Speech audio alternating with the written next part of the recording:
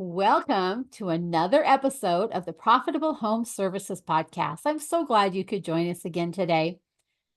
This time, we are bringing in a part two from one of our amazing guests that we've had recently. And our guest is Craig Louder. He is the co-author of the Trusted Advisor Confidential. And if for those of you watching on YouTube, you'll notice that there's some sticky tabs. And if I can do this so you can see it, there is a lot of yellow highlighting in this book. That should tell you this is an amazing book. So if you get a chance, reach out there and grab a copy of his Trusted Advisor Confidential book. As I was telling Craig prior to us going live and recording, this is a resource that will stay at my desk because it's such an amazing book. With all of that, welcome, Craig. Thanks for joining us again today. Well, thank you for having me back. I love the opportunity to talk to my brothers and sisters in home-owned businesses or home service businesses. As you might remember, my father was in the business, so I grew up around your audience. They're a great group of people to work with. I get so excited that I get to help them find hidden profits in their businesses. I get to watch their profits grow and increase. Pretty much any coach out there can help them with their top line revenue, but not any coach will really dig in and find those hidden profits leaks and help them with their bottom line profits. And that's why I love bringing guests on the show, because this is where we get to dig into areas that maybe we've not been looking at in our business. There's so many different places that profits tend to very silently leak out. So today, Craig, I know you and I are going to be talking about websites and digital presence and some of those types of things, because we know how important it is that our site not only catches somebody's attention, but causes them to take action of some sort. So I'm going to let you give us a little bit of background on some of that area.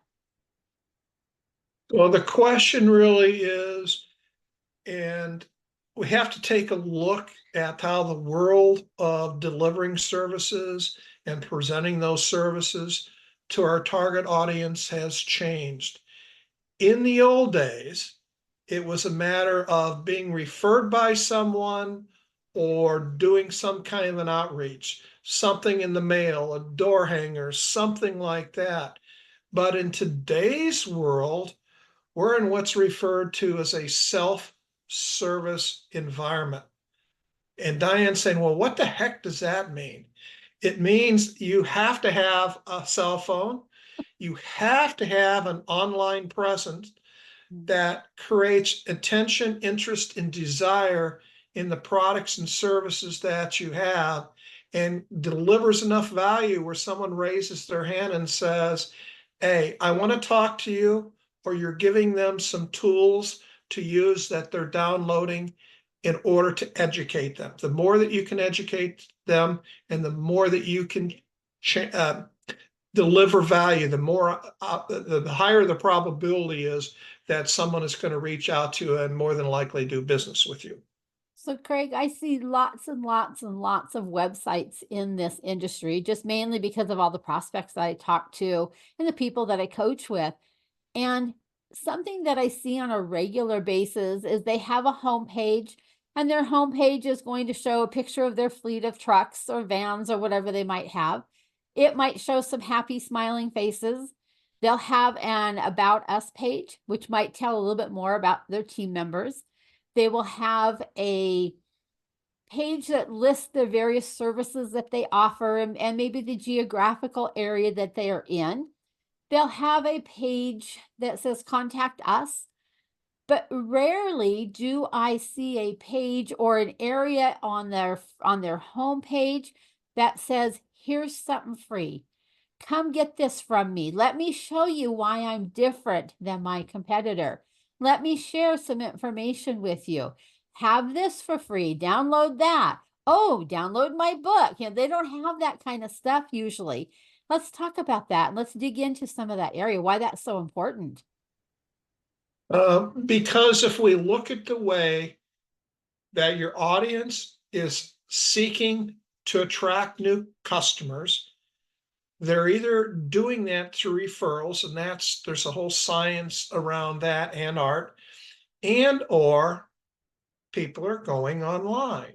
So if I'm looking for the services for a member of your audience, I'm going to ask people first who I know and trust. Who have you used to do this? Did they do a good job? Was it a fair price? Were there any problems? And if so, did they come back and deliver it? But that's hard to do because particularly as your customers are getting younger generations, they're doing all their research online. So you have to be present online, website, LinkedIn profiles, social media, etc., where people have an opportunity to get to know you and begin to feel comfortable with you and the services that you deliver, in the hope that they're going to ask you to contact them or call them or download some free information that they're going to find of value. That's absolutely critical. And quite frankly, most of the websites out there today, Diane, they look and they sound all the same. Boring. They're not separating themselves. So you really have to clearly define who is a right fit customer for you. And based on that, you have to say, where do they go to do their research about me and the other options?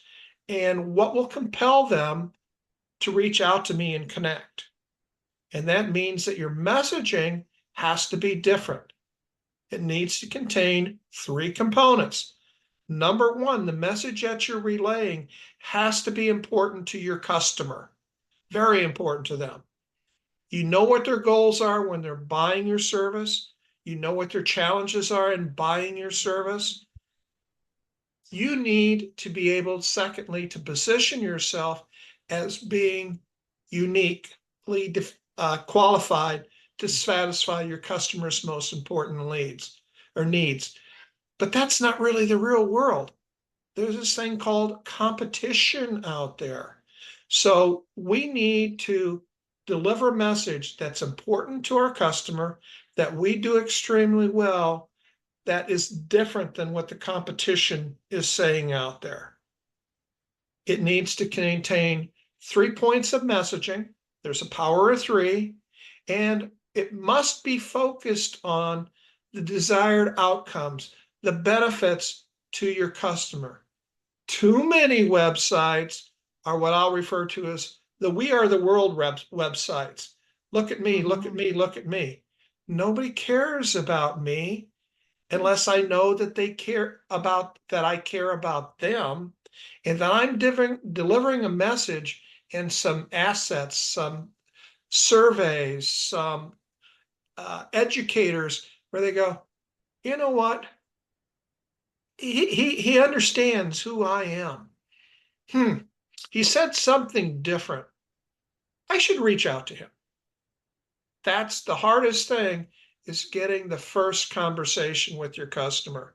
And what's even more difficult today, in the old days, there was no such thing as websites and the internet and social media.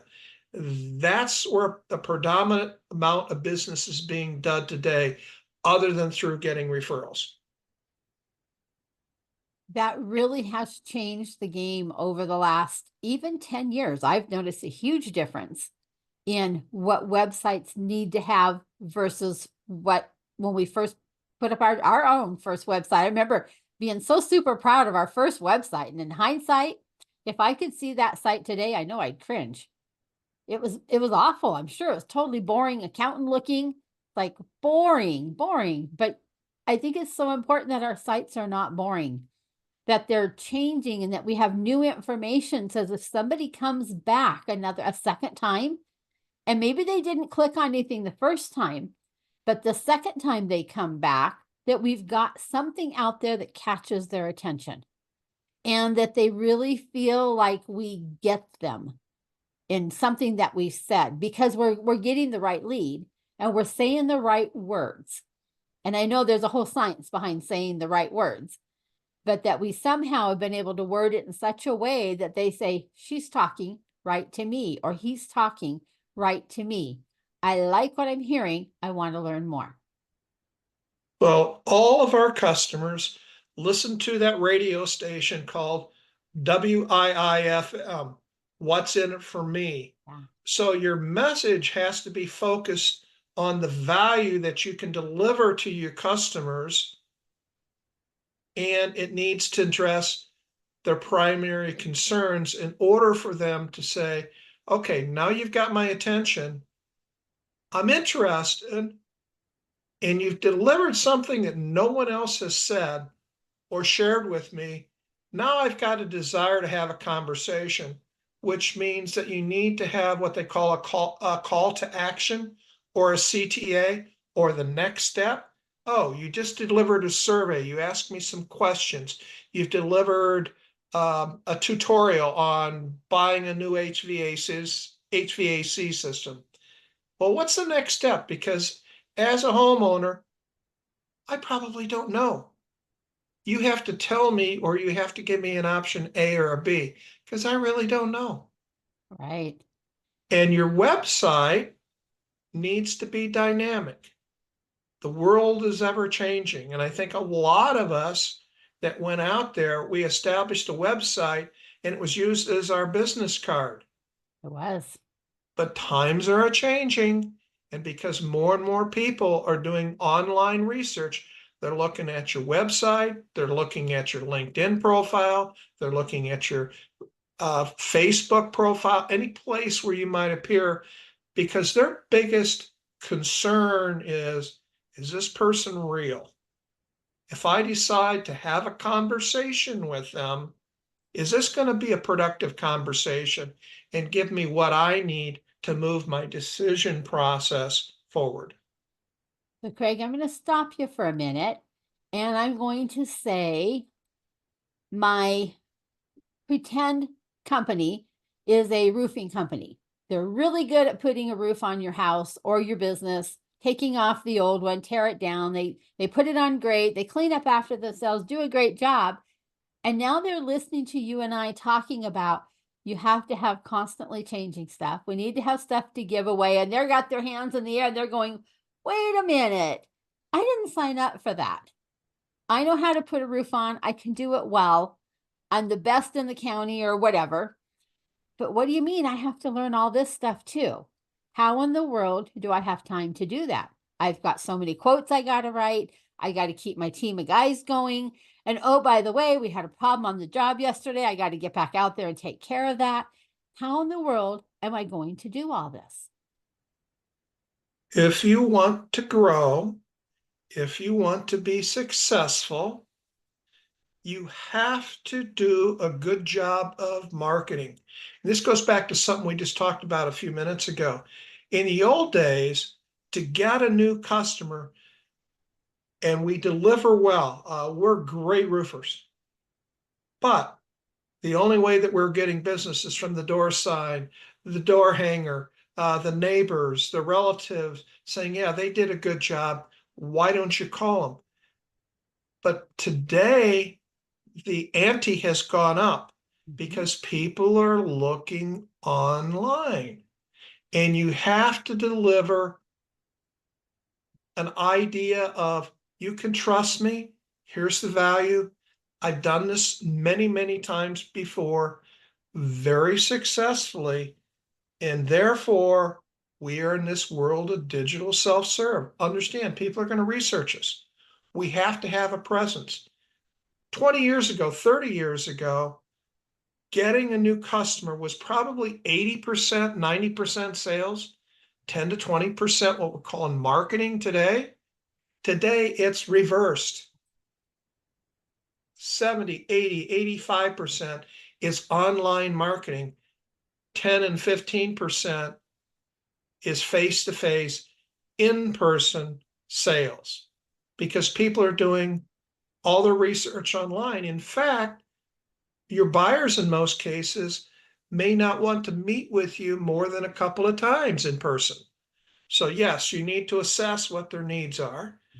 Secondly, you're either going to deliver that proposal that day, or you're going to schedule time to come back and go over the proposal. And then the third time is going to be when you're actually doing the work. Because from your perspective, it takes time and effort for you to do all these face-to-face meetings.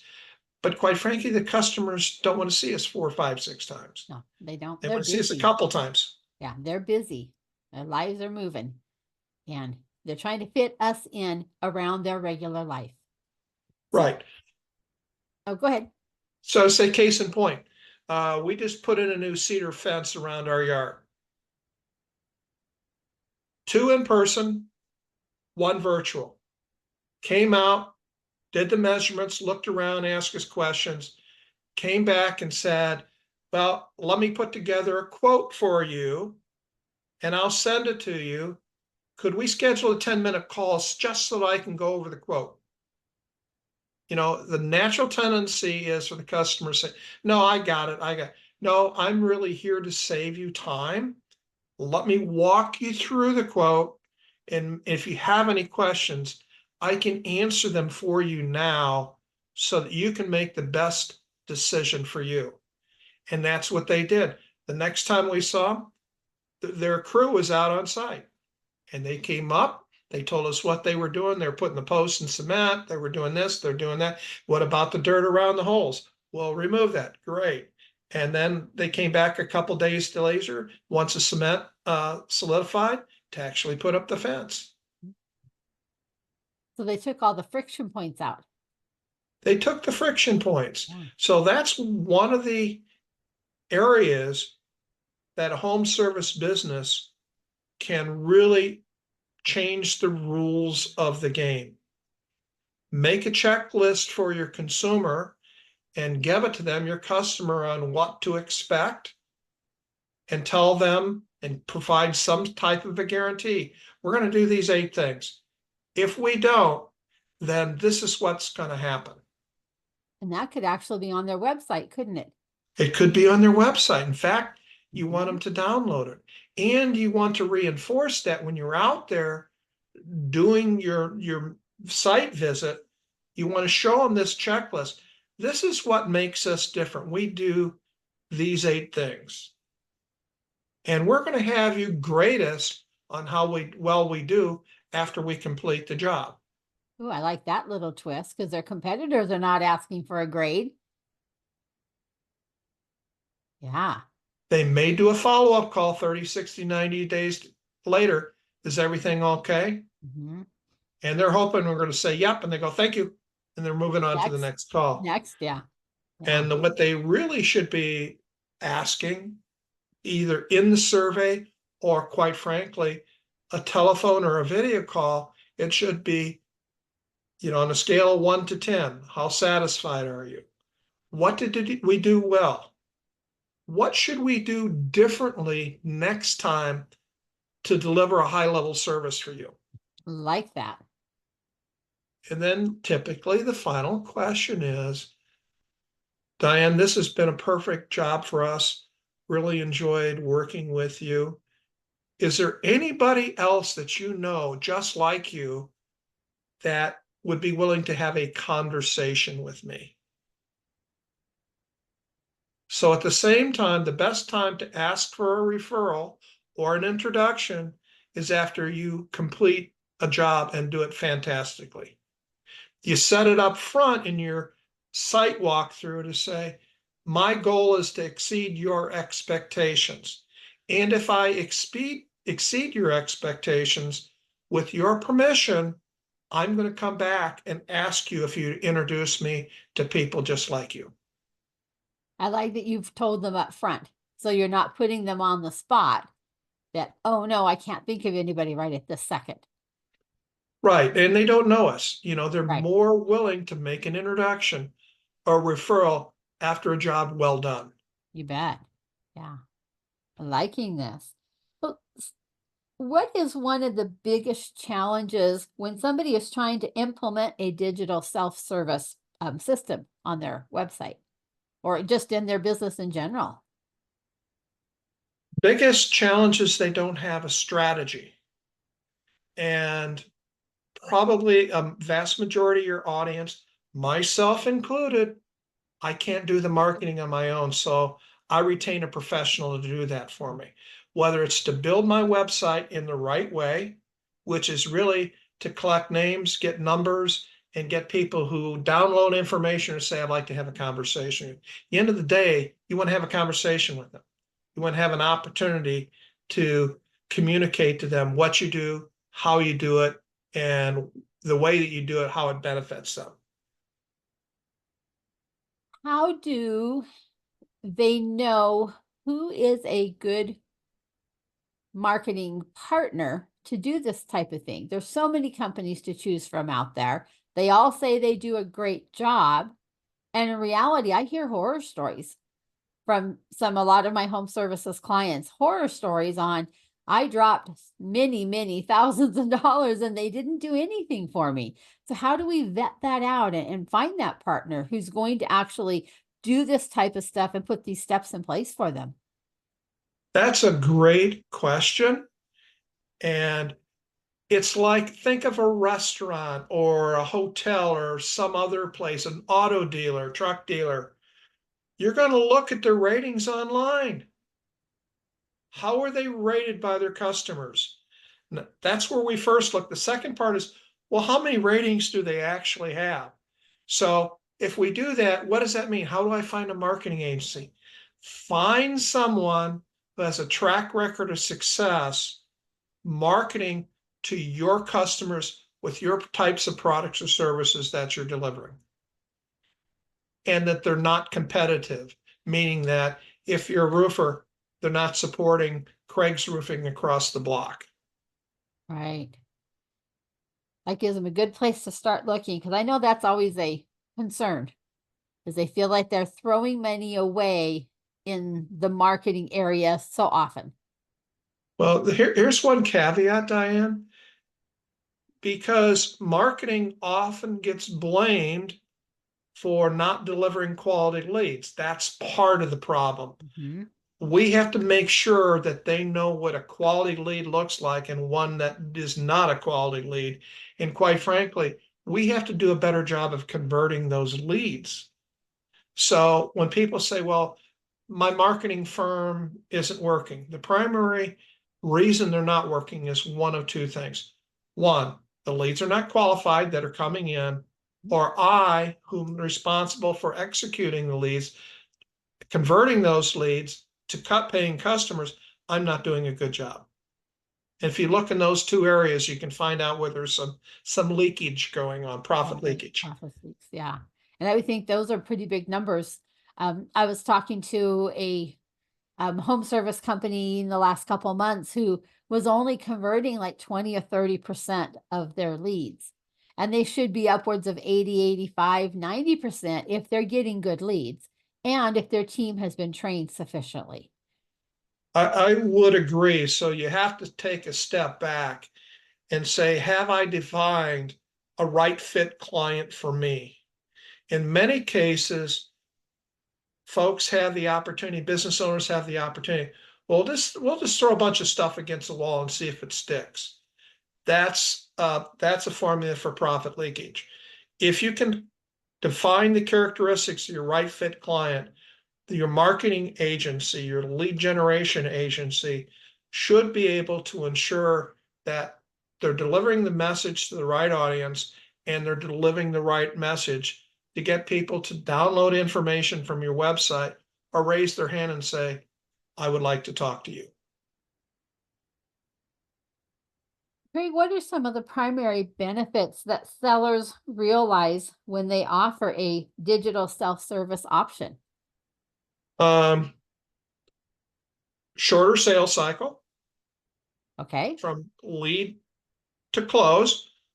Productivity gains, meaning that you're not wasting a lot of time cycles, which of course will also translate into cost savings and easier to access the decision makers multiple times if needed.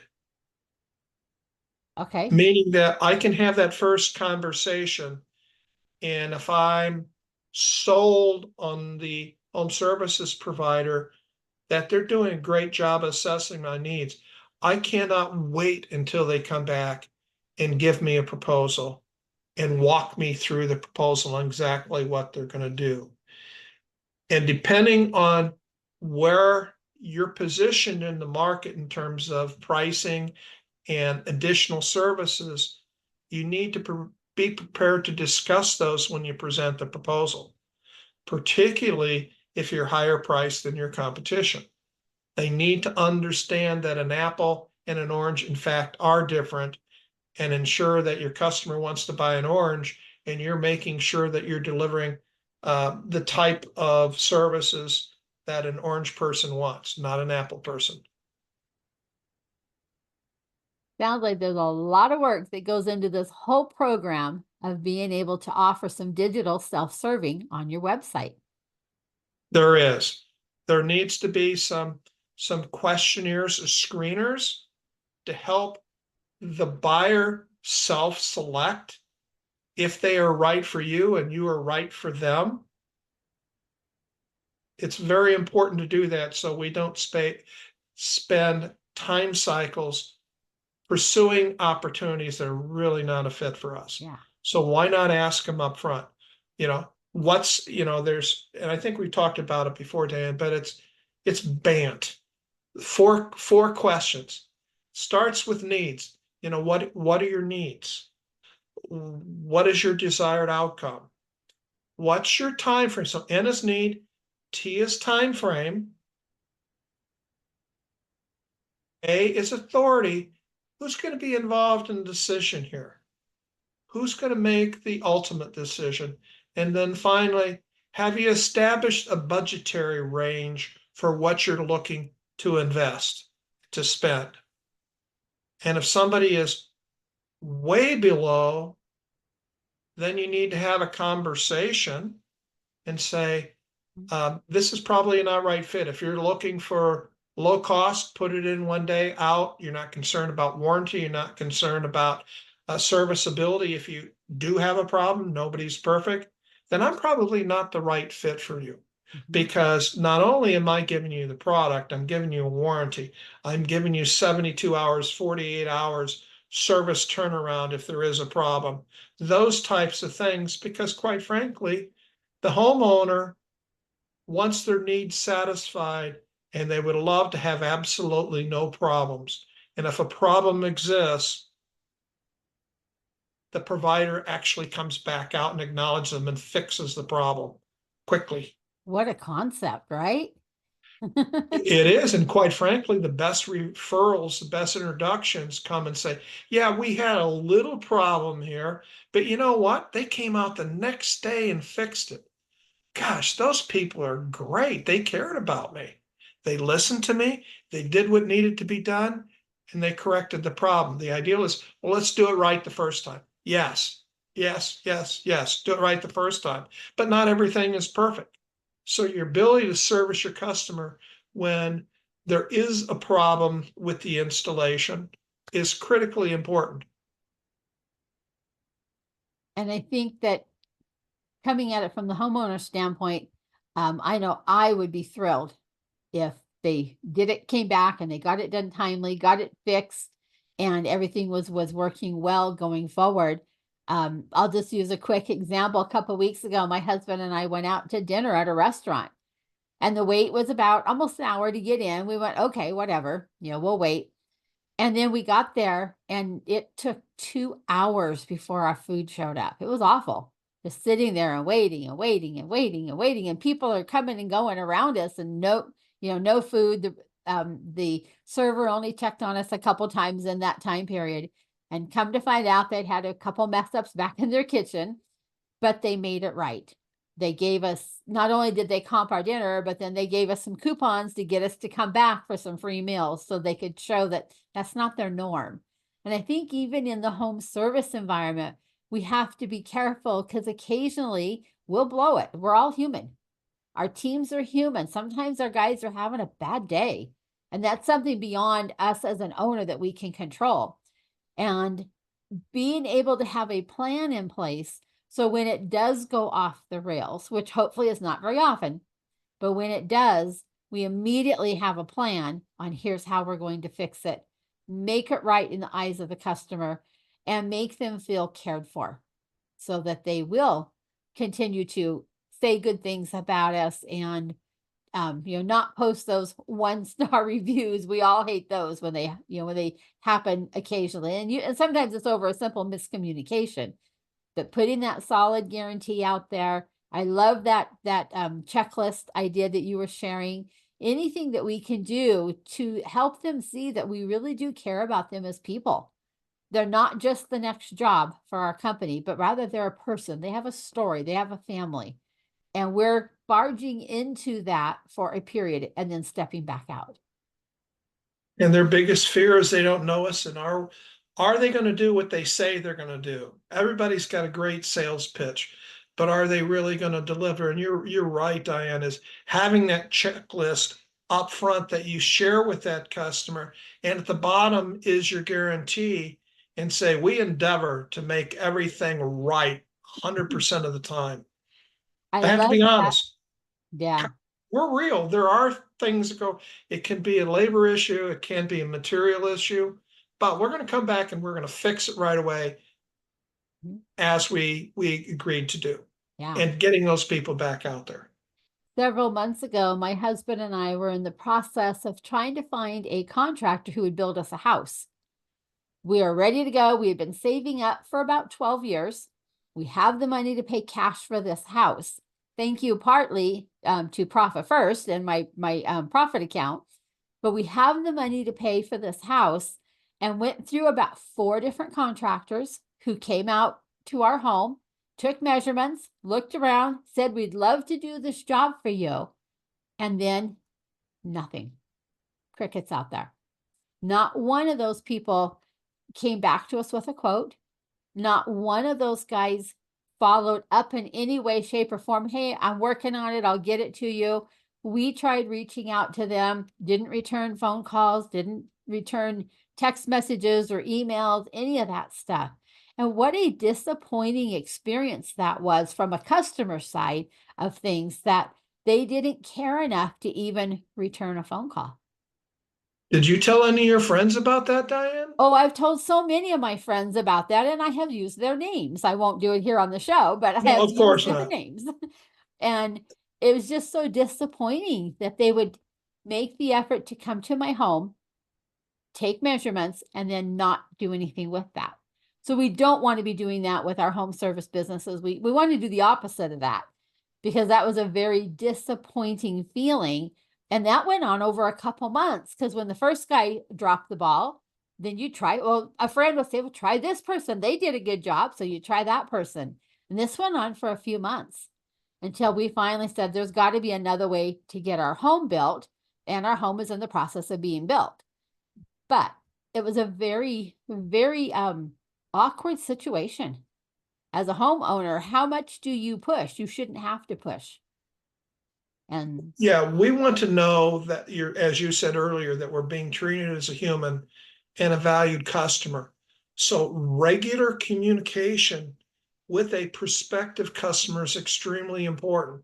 For those of us that spend a greatest portion of our time delivering, we get all tied up in delivery if we don't have somebody involved in new customer acquisition, and we forget about those people. They fall to the bottom of the stack.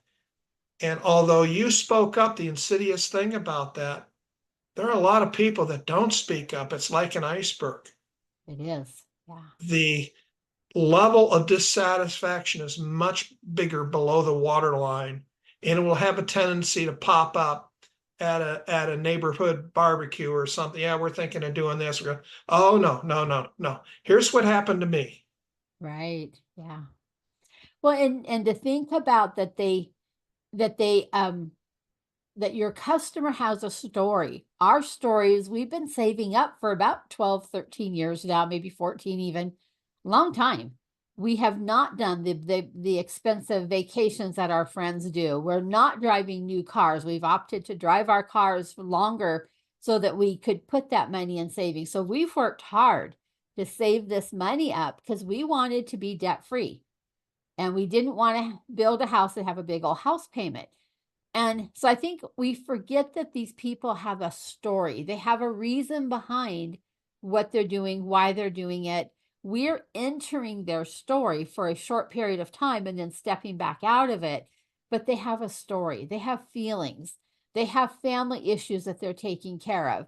They have a lot going on in their lives. And I think we tend to look at things as the next job instead of that I'm going to enter their story for a period of time.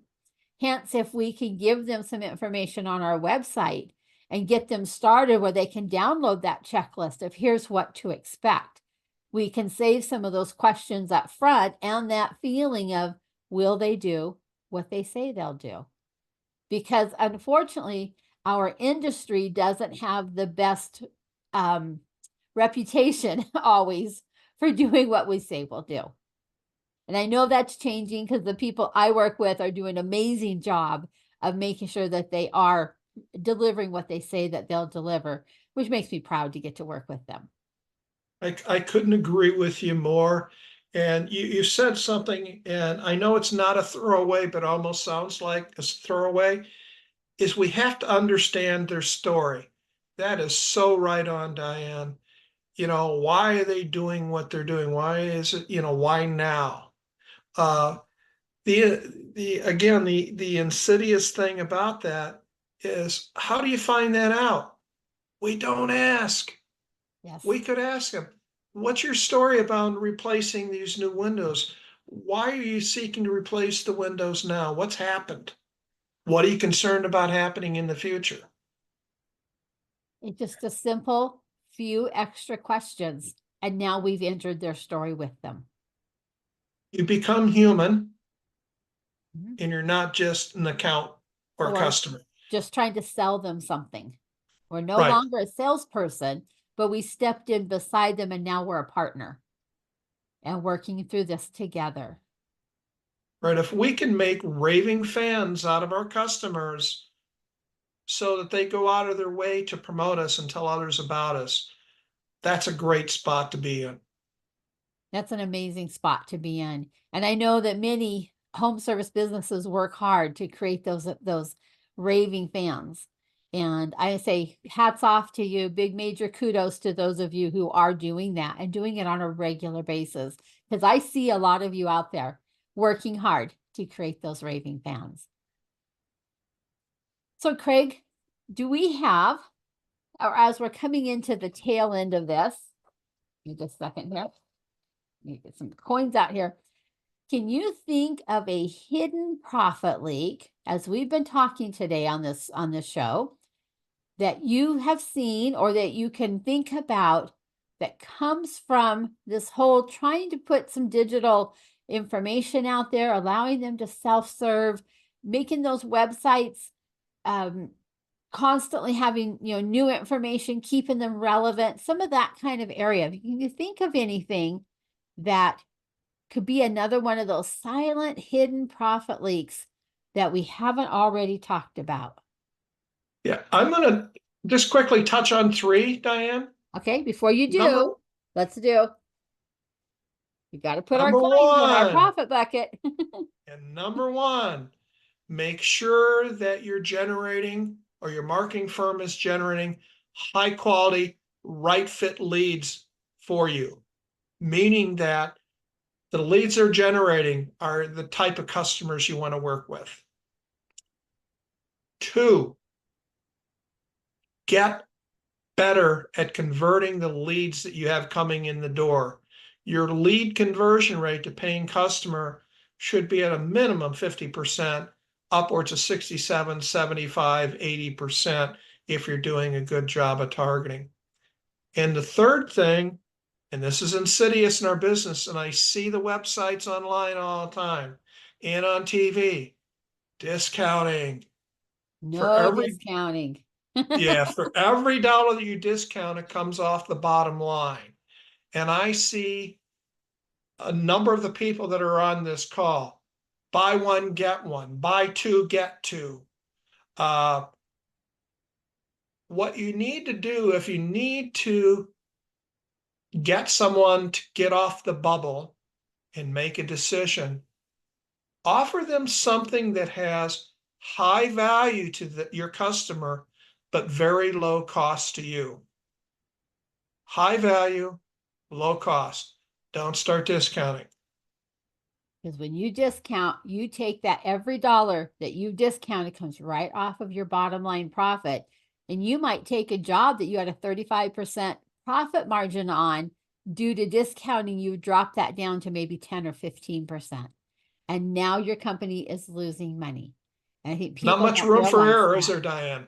There's not much room at all for error. They've got about a 5%, maybe 10 if they're really doing well, room for error, and there's not enough to be giving discounts.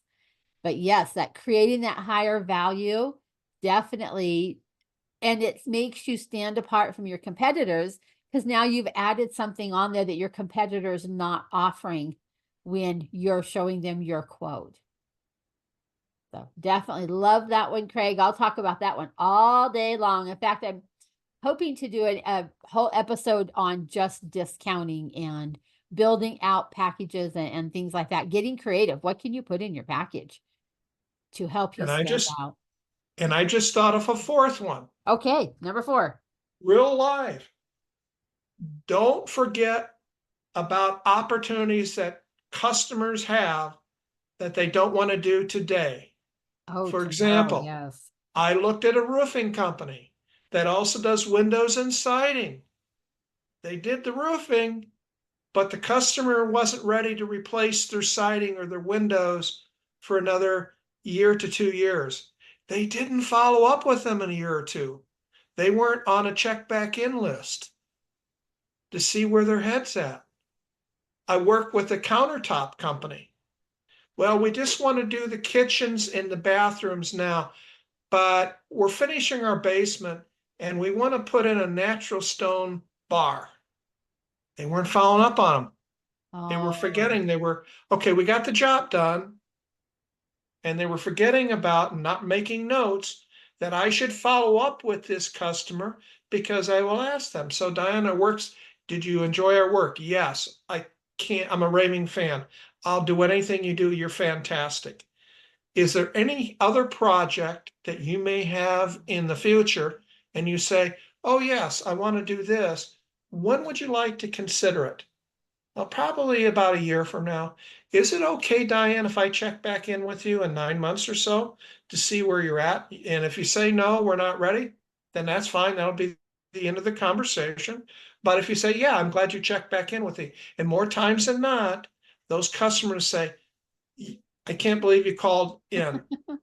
You didn't forget about me. And it's like, well, you're a human being. I'm trying to be of service to you. right.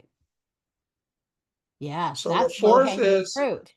yeah, Yes, so the fourth is, don't forget about your past customers. There yes. may be other work that they can provide you, or they may be able to introduce you to someone else that has a similar type of work that you've done. Very well. Very good, Craig. Thank you so much for coming back on again today and sharing another episode just chock full of valuable insights and knowledge with our guests. Where can people go to learn more about Craig Lauder? You can email me at craig@smoothsellingforever.com. You can go to my website, trustedadvisorconfidential.com, or you can call me directly at 630-649-4943. Yes, that's a Chicago number, but we live in Milwaukee. All right. Thank you so much, Craig, for coming back and doing a part 2 with us. This was definitely worth the time that we've invested today. And I know our listeners have gotten some great value from today's conversation. Thank you, Diane. I'm honored. You're welcome. For those of you listening today, we'll catch you on our next episode. Thank you so much for joining us. We know that you're busy. Thank you for choosing to spend some of your time with us today. And remember, it's not all about top line revenue. It's about how much profit you keep. And I'm going to challenge you to Come along with me and be proud to be profitable as we go out there and help our customers in the home service industry. Be looking for you soon. See you on the next episode. Bye-bye.